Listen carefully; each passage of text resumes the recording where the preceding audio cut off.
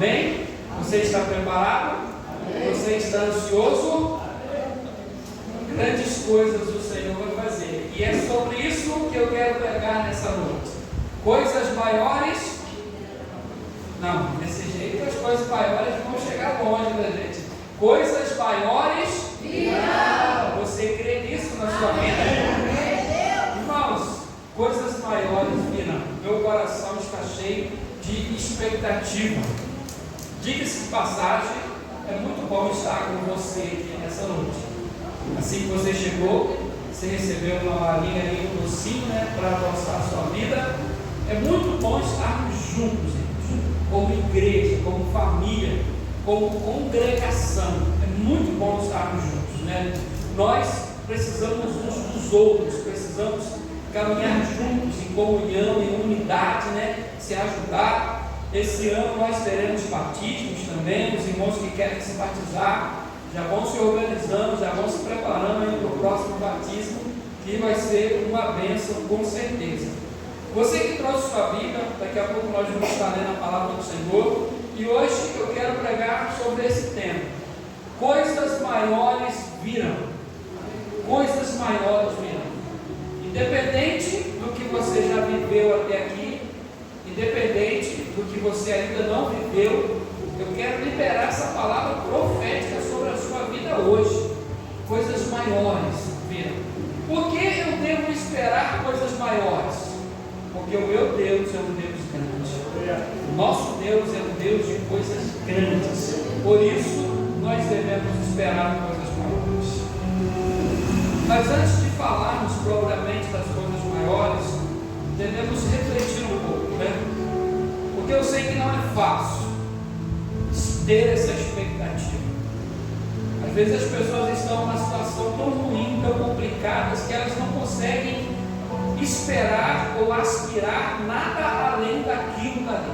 Eu sei que não é fácil, mas hoje nós vamos entender pela palavra de Deus que essas coisas maiores, elas não estão na nossa mão e elas não dependem de nós, mas elas estão nas mãos do Senhor, estão nas mãos de Deus.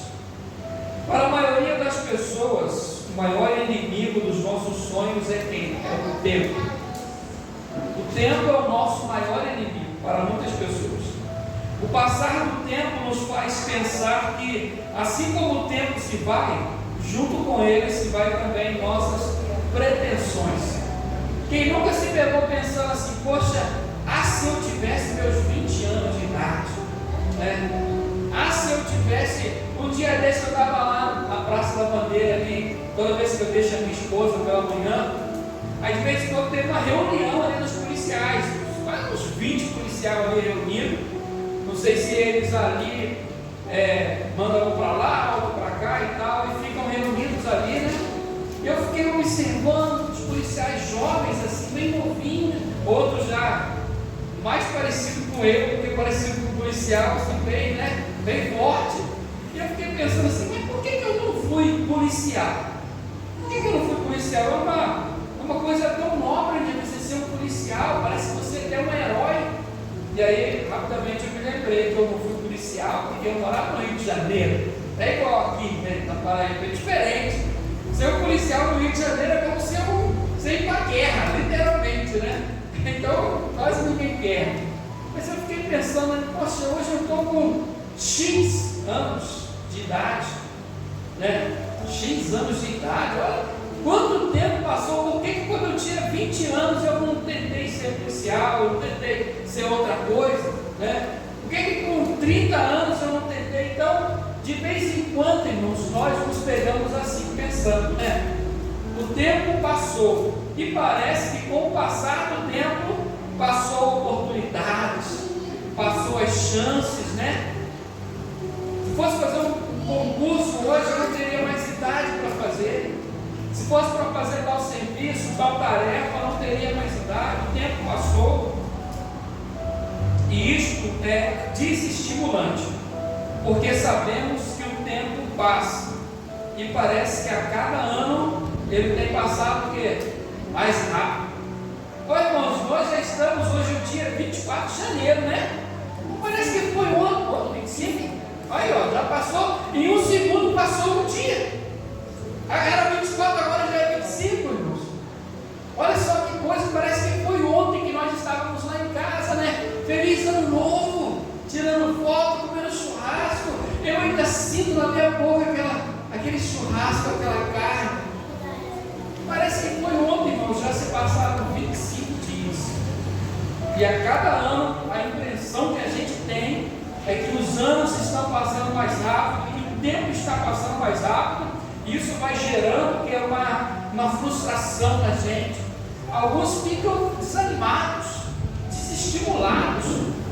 Passou o ano e eu não fiz, tive a oportunidade de fazer e eu não fiz. Uma palavra como essa, ela vem bem a calhar no início do ano, né? Eu não sei o que você estava pensando em fazer, mas nunca é tarde para tomar uma iniciativa, para tomar uma decisão, para fazer aquilo que tem que ser feito. Tem um ditado popular que diz que o melhor dia para se plantar uma árvore foi há 25 anos atrás. Porque se você tivesse plantado aquela árvore há 25 anos atrás, hoje ela estaria dando sombra e frutos. Mas o segundo melhor dia para se plantar uma árvore é hoje. Hoje.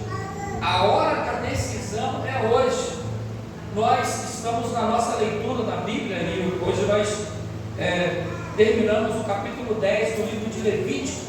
Para você que está lendo junto com a gente todos os dias ali, 10 capítulos, terminamos hoje o livro de Levítico. E quando passamos lá pelo livro do Êxodo, quando nós lemos ali sobre as 10 pragas do Egito, a gente leu que Moisés ia até o faraó, e o faraó, o Egito estava ali passando pelas pragas, e Moisés perguntava assim: faraó, se você quiser, eu posso orar ao Senhor para que essa praga vá embora.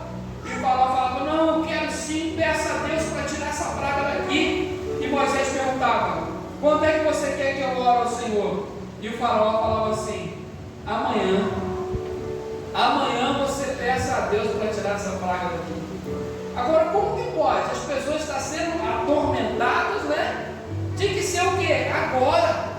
Mas o faraó, ele não estava nem aí para a sua população, para as pessoas.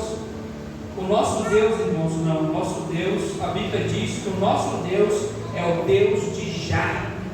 O nome de Deus é Já. Por isso que a Bíblia diz: se você hoje ouvir a voz do Espírito Santo, não endureça o seu coração. Hoje abra o seu coração. Hoje deixa Deus entrar na sua vida, porque o amanhã não nos pertence, irmãos. O amanhã pertence a Deus. O que nós temos, o tempo que nós temos, chama-se hoje. Essa é a hora, esse é o momento, esse é o dia. Se tiver de mudar, muda hoje. Então eu quero te dizer que você não perdeu tempo não, meu irmão. Deus está preparando coisas para nós. Agora, como que Jesus percebia o tempo? Porque a nossa percepção é de que o tempo está passando rápido, estamos perdendo oportunidades. Mas certa vez Jesus falou assim: o meu tempo ainda não chegou. E em diversas ocasiões Jesus afirmou que agia de acordo com o cronograma divino e não de acordo com a pressão humana. Jesus, ele não estava assim preocupado, sabe, não, é agora, vamos fazer, não, perdi a oportunidade, não. Jesus, ele caminhava e ele sabia que havia um plano, havia um cronograma, havia um projeto estabelecido, havia algo organizado para a vida dele, preparado.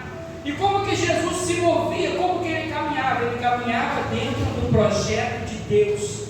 Irmãos, quando nós sentimos a pressão externa, quando a gente é atingido pela pressão do dia a dia, pela correria, pelas dívidas, as dívidas nos pressionam, a doença, a enfermidade, a escassez. Quando a gente sente essas questões internas, externas, irmãos, nós somos abatidos. O Senhor Jesus sofria pressões externas. Pessoas queriam prendê-lo, pessoas queriam matá-lo. A Bíblia diz que Jesus não tinha onde reclinar a cabeça, ele não era rico, abastado, não. ricas patrocinavam a caminhada de Jesus. Então ele vivia um dia de cada vez. Mas em algum momento você vê na Bíblia Jesus angustiado, desesperado. Meu Deus, e amanhã como é que vai ser? Meu Deus, e ontem o que a gente deixou de fazer? Não, irmãos. Porque ele sabia que havia um projeto sobre a vida dele. Certa vez os seus discípulos estavam afoitos, porque eles pensavam: o que a gente vai vestir? O que a gente vai comer? Como é que vai ser o dia da manhã? E Jesus chegou para eles e falou: descansa, relaxa, basta cada dia o seu mal. Você está hoje no dia 25 e já está sofrendo pelo dia 30. Nem chegou o dia 30 ainda, a pessoa já está: meu Deus, como será? Basta cada dia o seu mal. E aí Jesus começa a ensinar para os discípulos. Vocês estão vendo os pássaros? Você vê os pássaros desesperados? Não, Deus cuida deles. E assim como Deus cuida da natureza, você acha que Deus não vai cuidar de vocês? Por isso que Jesus disse: busquem em primeiro lugar o reino de Deus e a sua justiça. E as demais coisas, essas coisas que vocês estão tão desesperados por elas, essas coisas lhes serão acrescentadas. Então o tempo não afetava a pessoa de Jesus. Jesus não tinha essa questão assim: estou perdendo tempo. Não, ele caminhava. Irmãos, quando nós lemos o Evangelho de Lucas, em inúmeras vezes vai dizer que o Espírito Santo conduzia Jesus. Sabe quando Jesus ficou 40 dias no deserto, jejuando? A Bíblia diz que o Espírito Santo o conduziu ao deserto. Essa deveria ser a coisa mais importante da nossa vida. A nossa busca em Deus deveria ser por direção, por orientação. Senhor, qual decisão eu tenho que tomar? Qual escolha eu tenho que fazer? O que eu faço com a minha vida? Isso tinha que ser a nossa busca, irmãos. Porque a melhor coisa que nós podemos fazer da nossa vida é colocá-la no centro da vontade de Deus. Porque quando eu coloco a minha vida no centro da vontade de Deus, eu não me preocupo com as outras coisas externas. Porque eu estou aonde Deus gostaria que eu estivesse. E ali Ele vai cuidar de mim. Aleluia. Ali Ele vai suprir as minhas necessidades. Ali Ele vai me guardar, Ele vai me proteger, Ele vai me livrar do mal. Porque eu estou aonde Ele gostaria que eu estivesse. Então Jesus, irmãos, quando fala a respeito de tempo, Ele diz: ainda não chegou a minha hora. A minha hora vai chegar. O meu momento já está estabelecido. Já está nas mãos de Deus aquilo que eu tenho que fazer. Eu quero ler com vocês um texto bíblico. João, Evangelho de João, capítulo 14, versículo de número 12. Está escrito assim, digo a verdade a vocês: aquele que crê em mim fará as mesmas obras que eu tenho realizado, e fará ainda maiores do que estas, porque eu vou para a presença do Pai. Mesmo Jesus, que não se deixava levar pela escassez, pela necessidade, pelas pressões externas, o mesmo Jesus que tinha plena consciência de que a vida dele estava nas mãos de Deus, ele olha para os seus discípulos e diz para eles assim: aquele que crê em mim fará as obras que eu faço, e fará ainda obras maiores, porque eu vou para o Pai. Eu vou retornar aos céus, e vocês vão dar continuidade a esta obra, e vão fazer coisas maiores do que eu faço. É como se ele estivesse dizendo: olha, da mesma maneira como a minha vida está seguindo um cronograma divino, celestial, vocês vão se encaixar nesse roteiro também. Até hoje vocês viveram de qualquer maneira, até hoje vocês contaram com a sorte, mas a partir de hoje vocês vão contar com uma direção, com uma instrução, com uma orientação da parte do Senhor. Até aquele momento os discípulos vagavam, viviam à mercê da sorte, do que teria, do que não teria. Mas depois que eles começassem a ser usados por Deus, agora eles estariam no roteiro celestial. Quem iria determinar os passos era o próprio Jesus. Jesus olhou para os seus discípulos, homens simples, sem grandes títulos, e declarou algo que parecia impossível. Ele disse: vocês farão obras maiores. Essa promessa não era apenas para eles, mas para todo aquele que crê. Quando Jesus disse coisas maiores virão, Ele está dizendo: o que você viu até aqui não é o fim, é apenas o começo. Imagina, os discípulos já estavam caminhando com Jesus, vendo Jesus curar pessoas de doenças, de enfermidade, vendo Jesus ressuscitar mortos, vendo Jesus multiplicar pães e peixes. E Jesus vira para ele e diz: olha, o que vocês estão vendo aqui não é o fim. Eu vou subir e tudo vai acabar. Não, só está começando. Irmãos, eu imagino que era difícil. Imagina só, volta no tempo agora, 2000 anos atrás, 2026 anos atrás. Lá está Jesus com os discípulos, e os discípulos vivendo poderosas experiências com Jesus. Mas aquilo que os discípulos viviam com Jesus não estava passando na televisão, porque não tinha televisão. Não estava passando na internet, porque não tinha internet. Quem sabia daquelas coisas era quem estava ali na rua, no bairro. E quase não tinha rua também naquela época. Então, assim, muito do que Jesus fez ficou entre eles. E eles já estavam impactados com o tamanho dos milagres. Mas Jesus disse para eles: isso aqui que vocês estão vendo é grande, é maravilhoso. E Jesus está falando com quem? Com pessoas simples. Os discípulos eram quem, irmãos? Pescadores, agricultores, gente simples, gente indouta, sem estudo nenhum. E Jesus está olhando para eles falando: está vendo o que vocês presenciaram aí? Mas tem coisas maiores. Vocês verão coisas maiores. Vocês tocarão coisas maiores. Vocês experimentarão coisas maiores.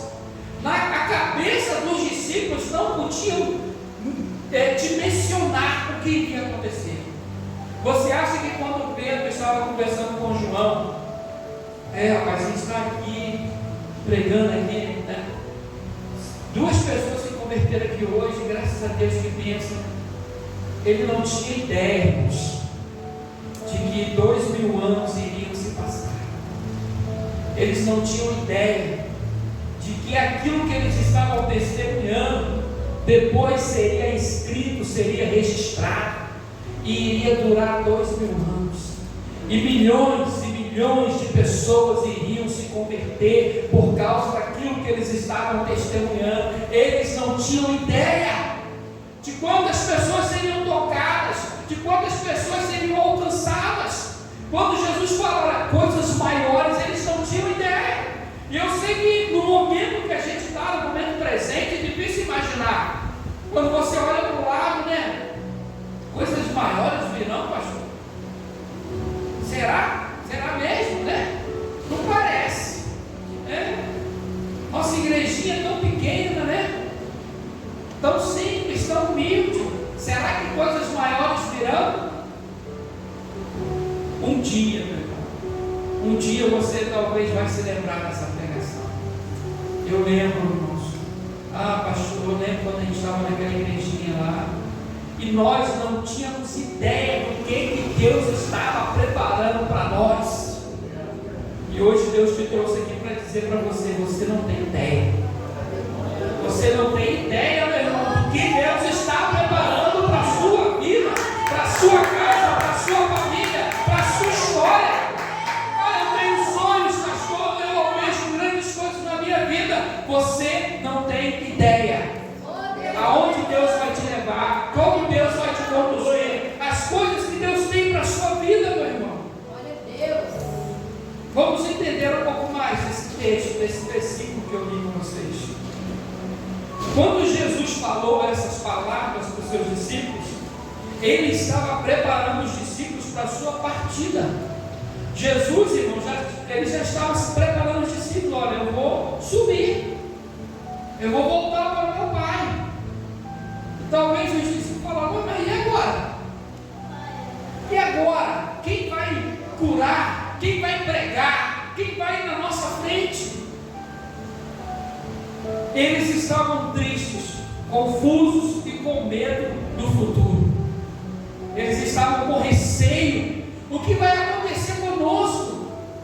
Jesus vai voltar, vai deixar a gente sozinho.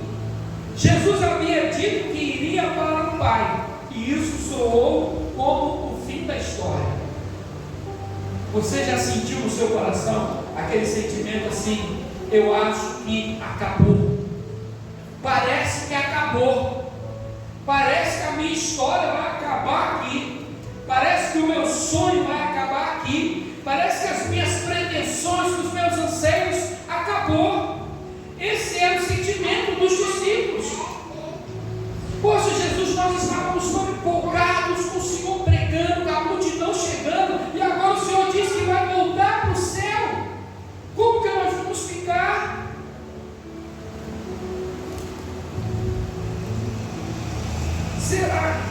Será que é o fim da história?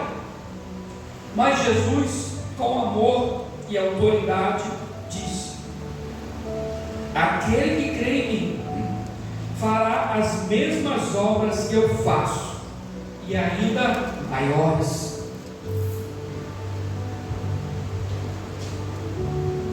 Em outras palavras, Jesus estava dizendo: eu não estou encerrando algo, eu estou começando algo maior através de vocês.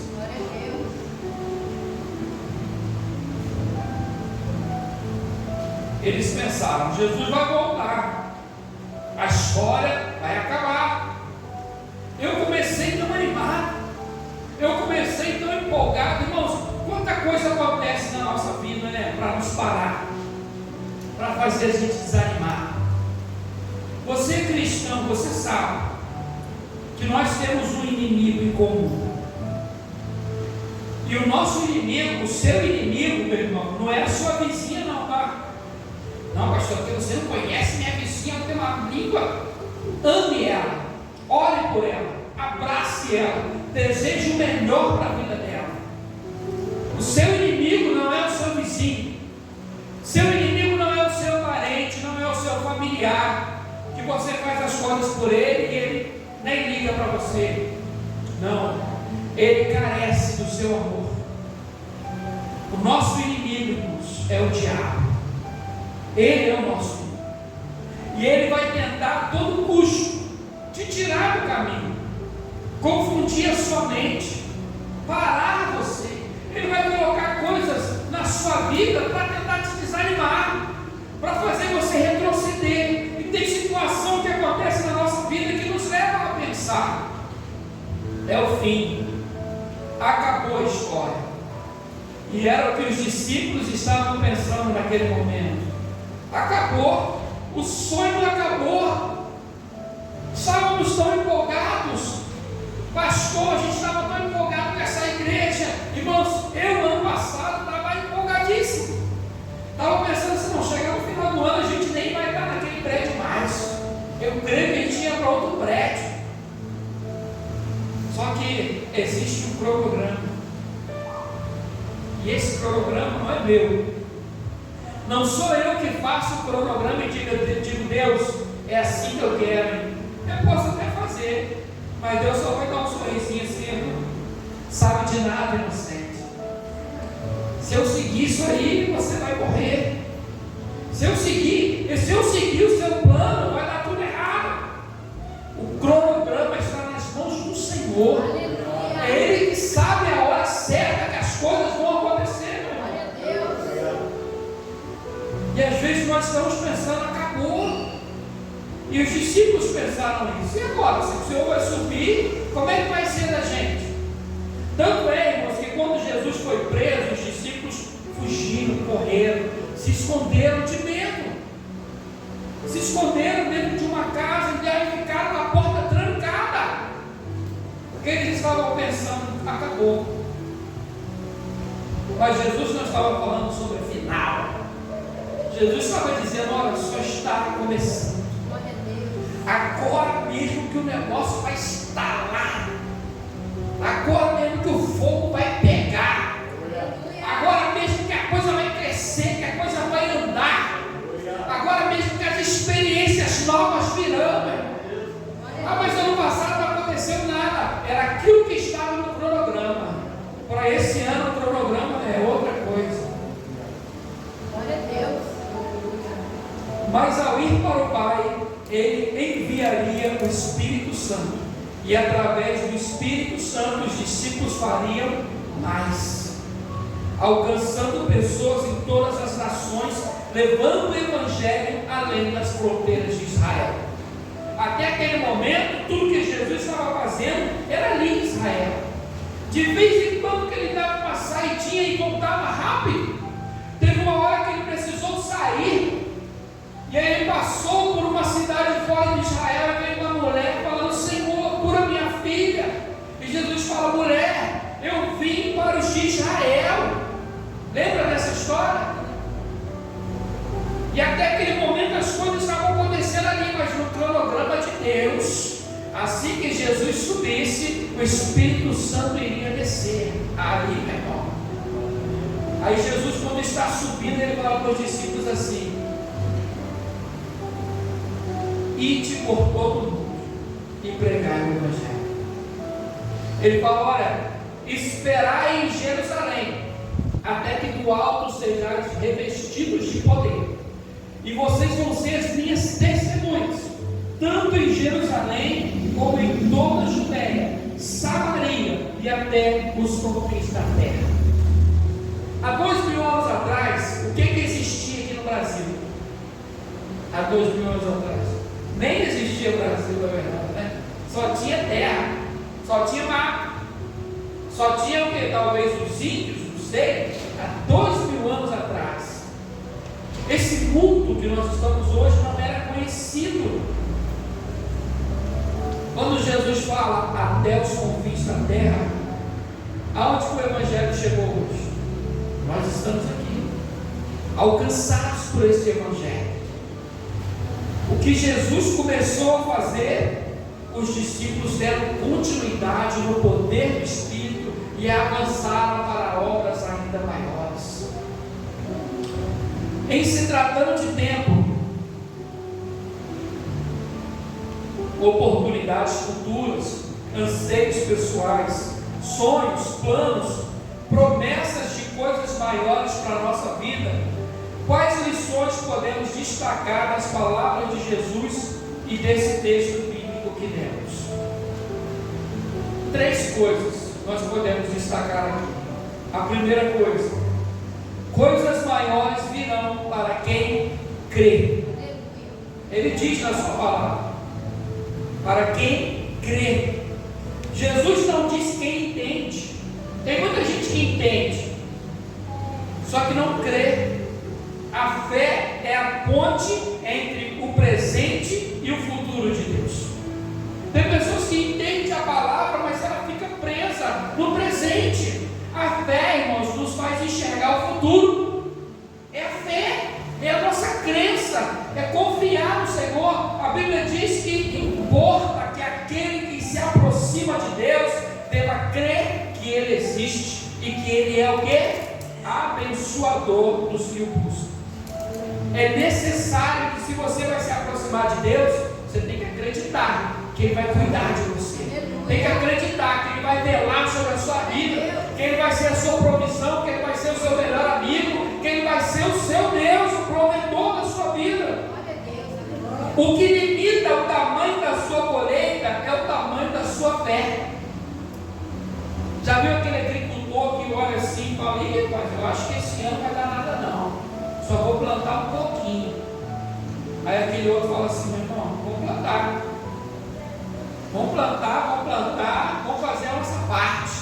E aí enche o campo, a chuva vem, molha, prospera, aquele que só plantou um pouquinho, que só confiou um pouquinho, que só acreditou um pouquinho, só vai colher um pouquinho.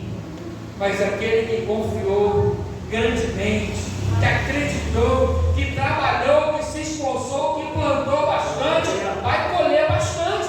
Então a nossa colheita, ela está ligada com a nossa fé, meu irmão. Pastor, na minha vida não acontece nada de extraordinário. Por quê? Porque você é todo controlado. Você assim, você não permite que o Espírito Santo age na sua vida. Você não dá um passo de fé, você não tem uma atitude de fé, você não confia em Deus, você confia na sua própria segurança. Por isso que você não vive experiências extraordinárias. Aquele que vive pela fé, ele vai viver experiências extraordinárias. Aquele que confia, aquele que entrega nas mãos do Senhor. Você lembra quando os discípulos estavam naquela tempestade ali, Jesus vem andando sobre as águas? Pedro olhou para Jesus e falou: Mestre, permita que eu vá até você. 12 discípulos no barco. Quantos saíram do barco e andaram sobre as águas? Quantos? Um. Porque só um teve coragem, só um teve ousadia, só um teve fé. Irmãos, tinham 12, a tempestade era igual para os 12, mas 11 preferiram ficar ali no barco. Não, aqui é seguro, aqui é confortável. Não, eu não vou me envolver com as coisas da igreja, não. Melhor ficar do meu jeito, porque eu estou bem assim. Entra ano, sai ano, e a sua vida não muda, não avança. Por quê? Porque você não dá um passo de fé. Porque você não diz: meu irmão, agora ou vai, ou eu vou confiar, ou eu vou acreditar em Deus, ou eu vou ser um evangélico não praticante. Antigamente nós falávamos dos católicos, né? Porque tem católico praticante e não praticante. Hoje são os evangélicos. Tem um evangélico não praticante, que é aquele que frequenta a igreja. Irmãos, igreja não é um lugar para se frequentar. Igreja é uma família para você pertencer, para você se envolver, para você estar nela. É a sua igreja, meu irmão. É a sua igreja. Essa semana eu estava orando ao Senhor. Sabe quando você ora, e o Senhor vem com coisas no seu coração, com revelações, com inspirações do Espírito? E Ele disse para mim assim: ó, eu estou pavimentando o caminho. Glória a Deus. Porque na minha oração eu olhava para frente e falava: Senhor, como é que vai ser, Senhor? Alguém entra na igreja, alguém sai da igreja, como é que vai ser, Senhor? Esse ano é ano de concílio, acho que eu vou mandar uma carta para o bispo, falando: bispão, se puder aí me mandar para outro lugar aí, né? Eu falo: Senhor, como é que vai ser, como é que vai ser, como é que vai ser? E o que Deus falou para mim foi assim: que eu estou pavimentando o caminho. Eu olho e eu vejo matagal. Eu olho e eu vejo buraco. Eu olho e eu vejo pedra. E o Senhor e aquela setinha de Deus falando assim: por ali, por ali. Mas agora eu sei que tem uma obra ali na frente. Aleluia. Mistério. Só quem é espiritual aí vai pegar. A estrada é feia, o caminho é todo esburacado, mas se eu for naquela direção, tem uma obra acontecendo.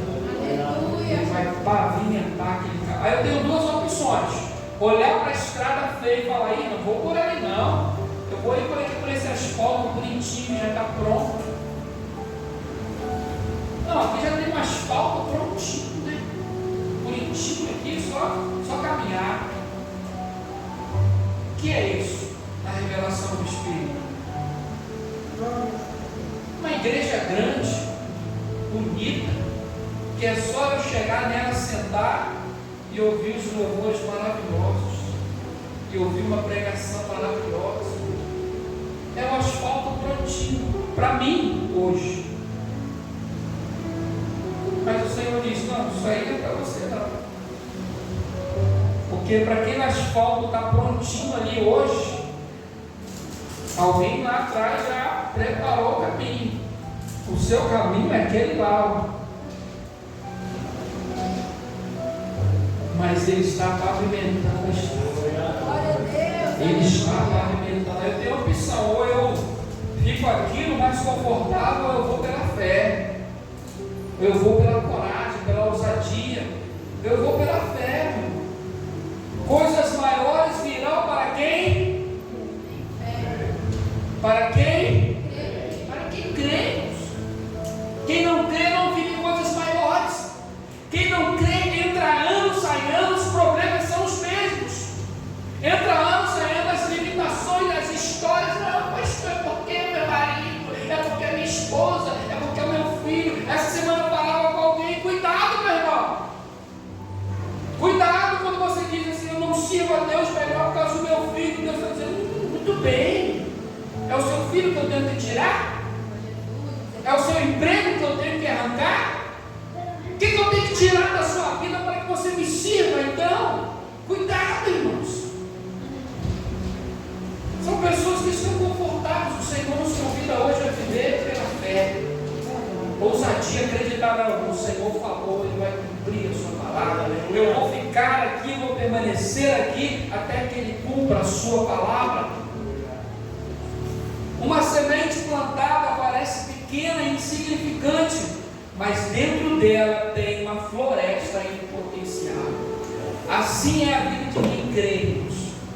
Quem crê, você olha para uma semente. A pessoa comum, o crente natural, comum vai falar assim: é só uma semente. O crente que crê, ele fala o quê? Eu estou vendo uma floresta. Essa é a perspectiva do reino de Deus. Na perspectiva do mundo, não há esperança.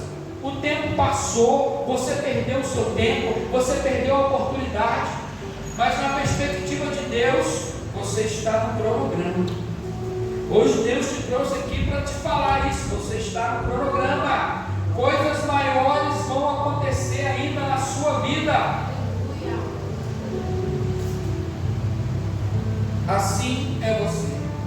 Deus colocou dentro de você um potencial para coisas maiores, mas a fé que ativa é a fé que ativa esse crescimento. A fé enxerga o invisível, crê no impossível e recebe o inacreditável. Aleluia. Sabe quando que você vai receber o inacreditável na sua vida? Quando você crê no impossível, quando você enxergar o invisível. Pastor, está difícil, está complicado. É você estar ali no furacão, ó. O furacão está aqui, eu estou no meio do furacão. Mas eu levanto meus olhos assim acima do furacão e eu vejo uma praia. Eita, espera aí. Praia. Furacão, o vento está soprando, a casa está voando, mas eu já estou vendo uma praia lá do outro lado. Esse furacão não vai durar para sempre. Uma hora ele vai parar. E Deus já está me mostrando para onde que Ele vai me levar depois do furacão. Praia, descanso, repouso, refrigério, segurança, livramento, provisão. Coisas maiores virão, meu irmão, na sua vida. Em segundo lugar, coisas maiores virão para quem permanece. Quem permanece? Já viu alguém que desistiu de uma corrida ganhar um troféu? Não, irmãos. Quem desiste não ganha. Quem desiste não chega no final. Jesus, ele disse: permanecei em mim e eu permanecerei em vós. Não adianta começar com empolgação e parar no meio da caminhada. Quantos começam empolgados, animados, vamos fazer, vamos acontecer, e no meio da caminhada param. Meu irmão, não importa como você vai começar. Pastor, eu estou desanimado. Pastor, eu estou triste. Pastor, eu estou angustiado. Pastor, hoje eu estou no fundo do poço. Não importa como você vai começar. O importante é como a gente vai terminar. E vocês que estão aqui vão chegar junto comigo no final de 2026. Só sorriso. Conquistas, realizações, coisas maiores. O que o Senhor tem preparado para essa igreja no ano de 2026? Irmãos, eu estou já viajando na maionese. de coisas grandes. Grande é a minha expectativa, mas para que isso aconteça, eu preciso o quê? Permanecer. Permanecer aonde? Aonde o Senhor me colocou. O maior milagre, ou melhor, não adianta começar com empolgação e parar no meio do caminho. O maior milagre acontece quando não desistimos. Lembra da história de José? José foi vendido, esquecido, preso. Mas fez o quê? Permaneceu fiel. José tinha todos os motivos para reclamar da vida, irmãos. Como assim? Meus irmãos, minha família, meu sangue não gostam de mim, me odeiam, me venderam, me traíram. Não quero nada com Deus mais. Como é que Deus permite uma coisa dessa na minha vida? Moisés não reclamou. José não reclamou. José não reclamou. Havia um cronograma, havia um projeto, e José sabia que tinha que viver cada etapa da vida. A confiança dele sempre esteve no Senhor, e no tempo certo, Deus o colocou no trono do Egito. Coisas maiores vieram porque ele permaneceu. Quem permanece firme no tempo da prova vai viver o tempo da promessa. Eu me lembro quando eu comecei a fazer o seminário na turma, a minha turma tinha umas 30 pessoas. Na primeira aula, todo mundo alegre, feliz, não, vamos ser pastores, todos nós e tal, um mais sabidão do que o outro, né? 30 pessoas. E daquela turma, eu fui o primeiro a ser consagrado a pastor. E um ou outro só veio 2 anos depois. Porque às vezes é assim, no começo as pessoas estão empolgadas, animadas, mas o que conta não é o começo. Está difícil no começo, está complicado. O importante é você ter o propósito de ir até o final e permanecer. Você inicia um curso. Você já viu alguém ganhar um diploma de terminei na metade? Não existe diploma terminei na metade. O diploma é para quem vai até o final, para quem permanece. Quantas vezes Deus quis fazer coisa na sua vida, meu irmão? Quantas vezes Deus quis fazer, e quando estava quase na hora, quase no tempo, como que José seria governador com 17 anos de idade? Com 20 anos de idade? Não, mas não tinha condições. Se José fosse governador antes do tempo, daria errado. Mas havia um tempo determinado para que José fosse governador. Porque havia um cronograma de Deus. Mas para que eu chegue na hora certa, pronto, eu preciso permanecer. Só vai viver coisas maiores aqueles que permanecerem até o final.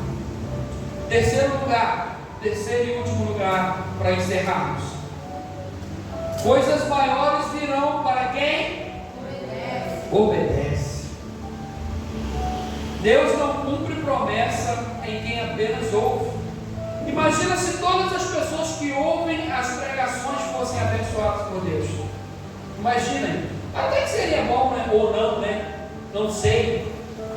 Você é aquele pai ou mãe que dá presente para o filho rebelde?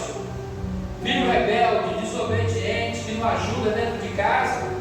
Não merece não, irmãos. Tem que ser castigado.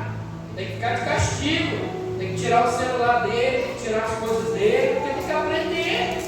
Se você presentear o filho rebelde, ele vai entender, olha, eu posso continuar sendo rebelde à vontade, que meu pai vai continuar me abençoando. Não é assim que funciona. Sabe aquela pessoa que está lá no sinal pedindo um dinheirinho para você para usar droga? Se você falar, poxa, coitadinho dele, vou dar um dinheirinho para ele usar droga. Todo dia ele vai usar a droga, ele vai morrer por causa de você. Porque você alimentou o vício dele. E com Deus não é diferente. Deus abençoa todas as pessoas que ouvem a sua palavra? Não. Ele vai abençoar quem obedece. Ouvir por ouvir, está todo mundo ouvindo, irmãos. A palavra de Deus está sendo pregada aí à torta e à direita, na internet, na televisão, tudo quanto é lugar. Agora, dos 30 que escutam, quantos obedecem? Quantos obedecem? Irmãos, o segredo da nossa vitória está na obediência. Qual é o pai e a mãe que fica satisfeito com o filho desobediente? Ninguém. O seu filho pode ser a maior gracinha do mundo, o menino bonitinho do papai, mas quando desobedece, vira um bichão feio danado, né? Criança desobediente é feio demais, né? Está achando que é bonito ser feio? Não, irmãos. Então, filho desobediente é um desgosto para o pai e para a mãe. E com relação a Deus não é diferente. Existe um monte de versículo na Bíblia falando assim: pai, mãe, não deixe de dar umas varadas no teu filho. Sabia que é isso? Para poder corrigir, para poder orientar ele ali, que né, não é para espancar, não, é só para mostrar para ele que a vida não é assim. Deus tem satisfação em quem é obediente. Aquele que obedece alcança o favor de Deus. Ele age na vida de quem obedece. Pedro só andou sobre as águas porque obedeceu a voz que diz: vem. A obediência abre portas que o esforço humano jamais abriria. Quanta gente se esforça na vida, estuda, corre atrás, e é engenheiro, é não sei o que lá, e hoje está dirigindo Uber. Nada contra quem dirige Uber, mas para quem estudou 5 anos e investiu, alguma coisa está errada. Irmãos, desobediência fecha a porta.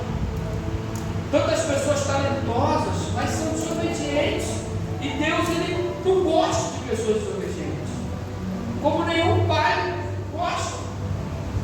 Mas quando nós obedecemos a sua palavra, irmãos, para aquele que é obediente, as portas estão sempre abertas. A fé te faz crer no milagre, a obediência te faz viver o milagre. Glória a Deus. Você quer viver coisas maiores na sua vida? Você ouve a palavra de Deus? Seja obediente à palavra do Senhor. Fazendo assim, você vai trazer satisfação ao coração de Deus. O salmista disse, né? Deleita-te no Senhor, e Ele concederá o desejo do seu coração. Para nós concluirmos, talvez você olhe para a sua vida e diga: parece que tudo parou, parece que nada vai mudar, mas o céu está dizendo para você hoje: as coisas maiores ainda estão por vir. Glória a Deus. Amém. Efésios, no capítulo 3, versículo 20, diz: aquele que é poderoso para fazer infinitamente mais do que tudo o que pedimos e pensamos. Você ainda não viu tudo o que Deus tem para fazer. O que Ele tem preparado é maior, mais profundo, mais glorioso. Você não imagina. Coisas maiores mesmo. Aonde está a tua expectativa? Se coloque de pé nesse momento. Aonde está a tua expectativa? Aonde está a tua esperança? Aonde está a alegria no teu coração, meu irmão? Deus está preparando coisas maiores. Deus está preparando coisas maiores. Não é a sorte que vai te possibilitar. Não, pastor, eu vou jogar na Mega Sena, quem sabe se eu tiver sorte. Não, meu irmão. Cristão não anda por sorte. Cristão anda pelos caminhos da vontade de Deus. E Deus está preparando coisas maiores. Você crê? Amém. Você crê que para a sua vida, dentro da sua casa, dentro da sua família, você crê que o Senhor tem preparado coisas maiores? Amém. Na sua vida profissional, meu irmão, entrega o teu caminho ao Senhor, confia nele, confia no Senhor, no seu Deus que é grande, que é poderoso, confia nele que Ele vai fazer por você, meu irmão. A Bíblia diz que Deus é aquele que vai adiante de nós, aplainando os caminhos tortuosos. Ele vai preparando as situações favor. Então, muito embora a sua expectativa esteja pequena hoje, talvez você chegou aqui sem expectativa nenhuma, pensando, não, 2026 vai ser a mesma coisa que 2025. Não será. Se você crê na sua vida, este ano será diferente. Não tem nada a ver com o ano, não tem nada a ver com o mês, tem a ver com o que você está acreditando ou deixando de acreditar. Recebe essa palavra na sua vida hoje. Feche os teus olhos, eu quero orar por você.